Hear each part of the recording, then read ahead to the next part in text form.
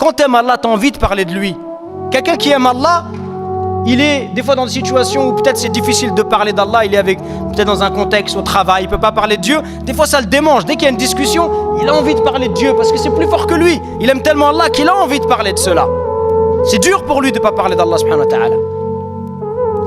Celui qui aime Allah, il est absorbé par cela.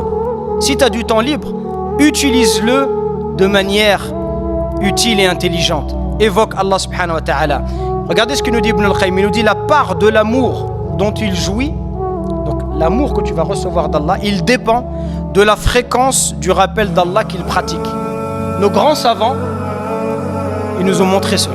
Quand vous allez dans les assises des grands savants, entre deux questions, par exemple Cheikh Ibn Baz, un rappel qui me vient en tête, entre deux questions, tu l'entends même dans les cassettes à l'ancienne, il n'y avait pas de... C'était des cassettes. Entre deux questions, quand quelqu'un lui pose une question, tu l'entends, il est en train de faire le rappel.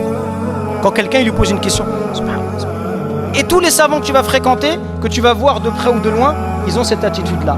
Dès qu'ils ont du temps, ils évoquent Allah subhanahu wa ta'ala. Et c'est ça qui te rapproche d'Allah. C'est normal en réalité, c'est logique. Si tu aimes Allah, tu vas l'évoquer. Si tu aimes Allah, tu vas l'évoquer. Mais si tu n'aimes pas Allah, si tu l'aimes pas d'un amour important, parce qu'alhamdoulilah on est musulmans, on aime tous Allah, mais l'idée c'est de l'aimer davantage.